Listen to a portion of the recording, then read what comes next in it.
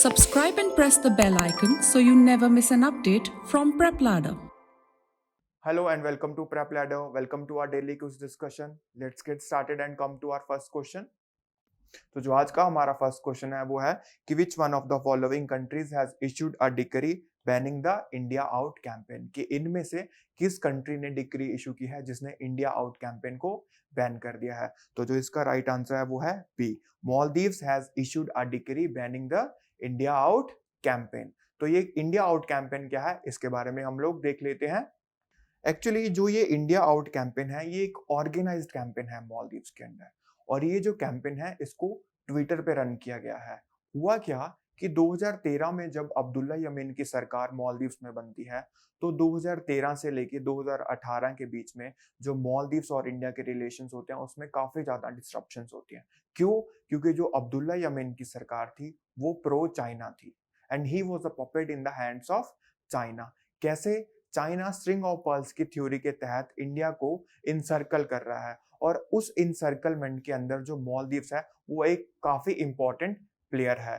तो as I said कि जो अब्दुल्ला यमीन है वो प्रो चाइना पर्सन था। ओके, तो उसने यहाँ पे काफी ऐसे डिसीजन लिए जिसने इंडिया के नेशनल सिक्योरिटी और सॉवरेन इंटरेस्ट को यहाँ पे चैलेंज किया, और इंडिया ये होने नहीं दे सकता था। तो क्या हुआ, 2018 में जब अब्दुल्ला यमीन की सरकार गिर जाती है, इसके बाद वहां पे मोहम्मद सोली मालदीव्स के प्रेसिडेंट बनते हैं, और जो मोहम्मद सोली हैं वो एमडीपी के लीडर हैं, that is Maldivian democratic party. तो उनकी पावर में आने के बाद इंडिया और मालदीव्स के जो रिलेशंस हैं वो काफी इम्प्रूव हो जाते हैं। बट अभी जो अब्दुल्ला यमीन है और जो बाकी सारी ऑपोजिशन पार्टीज हैं वो एक कैंपेन रन कर रही हैं ट्विटर के ऊपर to harm the India and Maldives relations. और इस कैंपेन के अंदर कैसे कैसे झूठ को फैलाया जा रहा है कि जो इंडिया है वो मालदीव्स की जो सिक्योरिटी और जो सॉवरेनिटी है उसको अंडरमाइन कर रहा है, और ऐसा माहौल बनाया जा रहा है कि जैसे India is harmful for the development of Maldives. और ये सारा माहौल बना के वहां की ऑपोजिशन को क्या फायदा मिलेगा कि जो एमडीपी की जो सरकार है जो इंडिया के साथ मिलके काम कर रही है उसको इतना ज्यादा वहां पे प्रेशर डाला जाएगा कि वो इंडिया को इग्नोर करे। तो इसलिए वहां पे ये इंडिया आउट कैंपेन चलाई जा रही है। लेकिन अभी रिसेंटली जो मालदीव्स के प्रेसिडेंट है मोहम्मद सोली, उन्होंने एक प्रेसिडेंशियल डिक्री को इशू किया है to ban the India out campaign. तो जो भी इसके ऊपर करंट अफेयर में इंपॉर्टेंट चीजें होंगी वो हम अपने डेली न्यूज में या अपने करंट अफेयर्स में हम उसको ऐड ऑन करता रहेंगे। यहाँ पे हम लोग अभी एक बार मालदीव्स की लोकेशन भी देख लेते हैं। तो जो यहाँ पे मालदीव्स की लोकेशन है ये मालदीव्स है। Maldives is an archipelago in Indian ocean. Okay, और यहाँ पे इंडिया का आइलैंड है मिनिकॉय। तो जो मिनिकॉय आइलैंड है ये लक्षद्वीप ग्रुप का लास्ट आइलैंड है, और जो यहाँ पे 8 डिग्री चैनल है, 8 डिग्री चैनल मालदीव्स को और इंडिया को सेपरेट करता है। सिमिलरली यहाँ पे पाक स्ट्रेट है, तो जो पाक स्ट्रेट है वो इंडिया और श्रीलंका को सेपरेट करती है। और यहाँ पे एक आर्कीपिलागो है जिसका नाम है चागोस आर्कीपिलागो, और इस आर्कीपिलागो के ऊपर यूएस का एक नेवल बेस भी है जिसका नाम है डियागो गार्सिया। तो ये जो इंफॉर्मेशन है ये आपको याद रखनी है for prelims point of view. अभी हम हमारे नेक्स्ट क्वेश्चन की ओर चलते हैं। तो जो हमारा नेक्स्ट क्वेश्चन है वो है कि with reference to earth day consider the following statements. तो जो स्टेटमेंट 1 है, the earth day has been celebrated since the UN conference on the human environment 1972 in Stockholm. और जो स्टेटमेंट 2 है, the theme of the earth day was invest in our planet. तो जो इसका right answer है वो है बी, स्टेटमेंट 2 ही correct है, और जो स्टेटमेंट 1 है वो इनकरेक्ट है। स्टेटमेंट 1 इनकरेक्ट कैसे है वो भी हम लोग देख लेते हैं।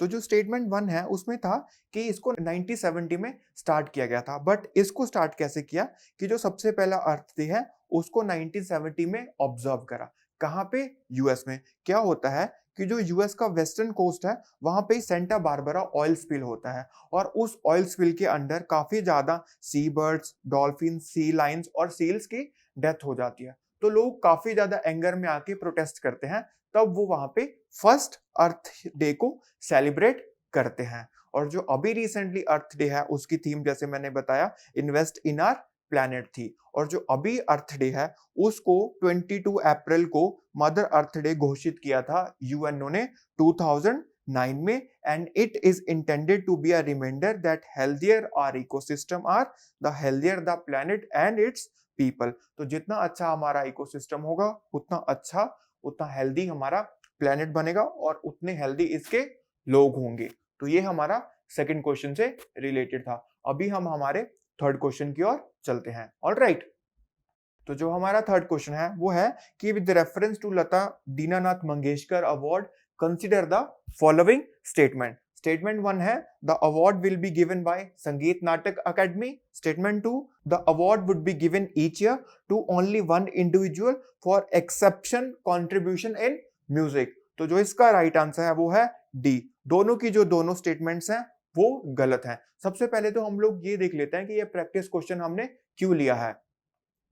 क्योंकि अभी जो भारत के प्राइम मिनिस्टर हैं श्री नरेंद्र मोदी, उनको फर्स्ट लता दीनानाथ मंगेशकर अवार्ड से नवाजा गया है। और लता मंगेशकर जो कि एक लेजेंडरी सिंगर हैं, उनकी फेब में डेथ हो जाती है 92 इयर्स की एज में। तो उनकी जर्नी को कमेमोरेट करने के लिए ये अवार्ड को इंस्टीट्यूट किया गया है। और ये जो अवार्ड है इसको कौन देगा? मास्टर दीनानाथ मंगेशकर स्मृति प्रतिष्ठान चैरिटेबल ट्रस्ट। तो जो लता जी के जो फादर हैं श्री दीनानाथ मंगेशकर, उनका जो ट्रस्ट है मास्टर दीनानाथ मंगेशकर स्मृति प्रतिष्ठान चैरिटेबल ट्रस्ट, वो इस अवार्ड को देगा। और जो स्टेटमेंट 2 है, ये अवार्ड किसको मिलेगा? हर साल एक ही अवार्ड मिलेगा, दैट इज ट्रू, बट मिलेगा किसको? To individual with path breaking spectacular exemplary contribution to the country, its people and society. तो जो म्यूजिक है वो इसका सोल एम नहीं होगा कि जिसने म्यूजिक में ज्यादा कंट्रीब्यूट किया है उसको ये अवार्ड मिलेगा। ऑलराइट, तो ये हमारा इस क्वेश्चन से रिलेटेड था। अभी हम हमारे नेक्स्ट क्वेश्चन की ओर चलते हैं।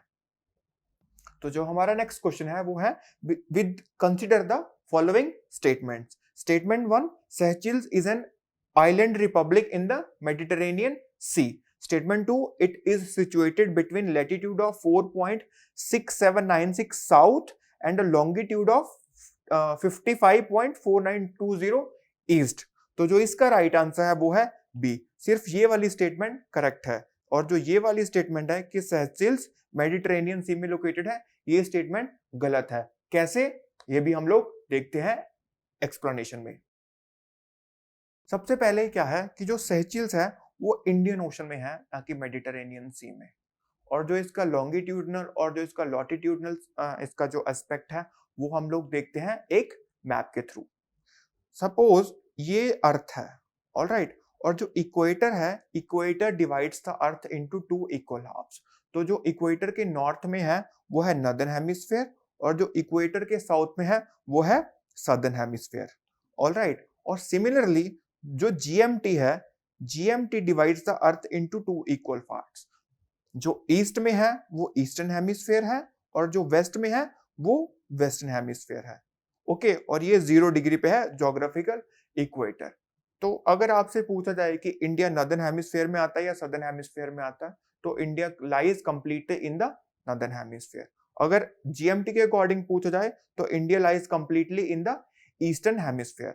ऑलराइट, और जो यहाँ पे सेचेल्स की लोकेशन पूछी है, सेचेल्स यहाँ पे है अफ्रीका के, यहाँ से इक्वेटर जाती है। और यहाँ पे आपको क्या बात याद रखनी है कि अफ्रीका ही एक ऐसा इंपॉर्टेंट कॉन्टिनेंट है जहां से ट्रॉपिक ऑफ कैंसर, इक्वेटर और ट्रॉपिक ऑफ कैप्रिकॉन तीनों की तीनों रेखाएं पास करती हैं और किसी भी कॉन्टिनेंट में से तीनों रेखाएं पास नहीं करती हैं। आपसे एग्जाम में ये भी पूछा जा सकता है कि कौन सी ऐसी एशियन कंट्रीज हैं जहां से इक्वेटर पास करती है, और एशिया में ऐसी सिर्फ 2 कंट्रीज हैं जिनके बीच में से इक्वेटर जाती है, एक है मालदीव्स और एक है इंडोनेशिया। बाकी किसी भी एशियन कंट्री में से इक्वेटर पास नहीं करती है। तो जो ये छोटी छोटी डिटेल्स हैं ये प्रीलिम्स के लिए बहुत इंपॉर्टेंट हो जाती हैं, so you have to remember all these things.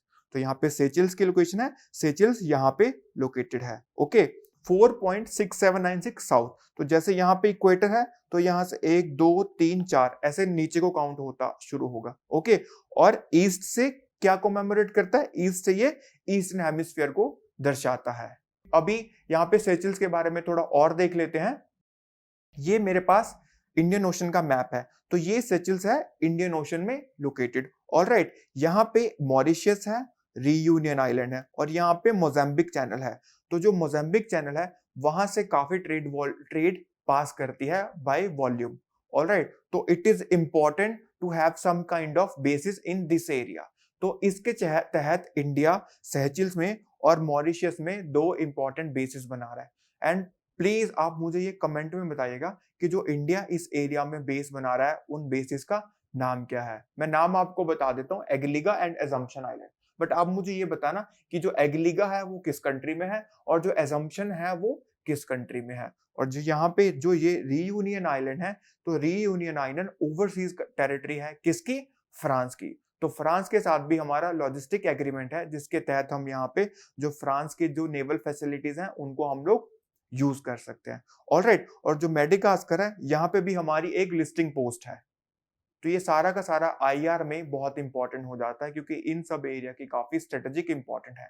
तो प्रीलिम्स में वो आपसे क्या पूछेगा? सेचिल्स, मॉरिशियस और रीयूनियन आइलैंड की इनको लोकेट करो नॉर्थ टू साउथ और साउथ टू नॉर्थ। तो इसलिए ये मैंने मैप के थ्रू दर्शाया है। तो प्लीज आप इसको थोड़ा ध्यान से देखिएगा। अभी हम हमारे नेक्स्ट क्वेश्चन की ओर चलते हैं। ये हमारा आज का लास्ट क्वेश्चन है। Consider the following statements. Statement 1, every year 24th April is celebrated as National Panchayati Raj Day. Statement 2, 73rd Amendment Act of 1992 came force into 24th April 1993.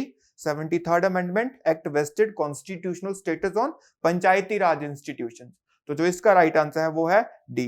तीनों की तीनों स्टेटमेंट्स करेक्ट हैं। और ये प्रैक्टिस क्वेश्चन हमने क्यों लिया है ये भी देखना बहुत जरूरी है। अभी रिसेंटली जो इंडिया के प्राइम मिनिस्टर हैं श्री नरेंद्र मोदी, वो नेशनल पंचायती राज डे को की सेलिब्रेशन को अटेंड करने जम्मू एंड कश्मीर जाते हैं और वो वहां पे जितनी भी इंडिया की सारी ग्राम सभा हैं उनको एड्रेस करते हैं। ऑलराइट, इसलिए हमने प्रैक्टिस क्वेश्चन लिया है। और जो 73rd अमेंडमेंट है 1992 की, वो 24th अप्रैल 1993 को फोर्स में आती है और ये जो अमेंडमेंट है ये कॉन्स्टिट्यूशनल स्टेटस वेस्ट करती है किसके ऊपर? पंचायती राज इंस्टीट्यूशंस के ऊपर।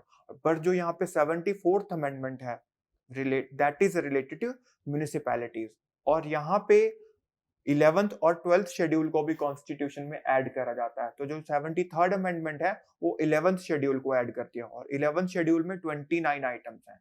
और जो 74th अमेंडमेंट है वो 12th शेड्यूल को कॉन्स्टिट्यूशन में ऐड करती है जिसमें 18 आइटम्स हैं। 12 शेड्यूल है इंडिया में, तो जो 11वां और जो 12वां शेड्यूल को ऐड करा था वो 73rd और 74th अमेंडमेंट ने ऐड करा था। ये पूछा जा सकता है कौन सी अमेंडमेंट ने कौन सी लैंग्वेज को ऐड करा, कौन से शेड्यूल को ऐड करा, कौन से पार्ट को ऐड करा। तो ये आपके लिए बहुत इंपॉर्टेंट है क्योंकि हर साल पॉलिटी में ऐसा देखा गया है कि 15 to 20 क्वेश्चन पॉलिटी में से आते ही आते हैं प्रीलिम्स में, और 15-20 क्वेश्चन बहुत इंपॉर्टेंट रोल प्ले करते हैं कि आपका प्रीलिम्स होगा या नहीं होगा। ऑलराइट, जो यहाँ पे थर्ड ऑप्शन थी हमारी कि जो 24th अप्रैल है इसको नेशनल पंचायती राज डे क्यों मनाया जाता है, क्योंकि जो अमेंडमेंट है वो 24th अप्रैल 1993 को इफेक्ट में आई थी। तो government of India decided in consultation with the states to celebrate 24th April as panchayati raj day. Alright, so this is all about our today's quiz, and for more videos you can download the PrepLadder app. Thank you so much.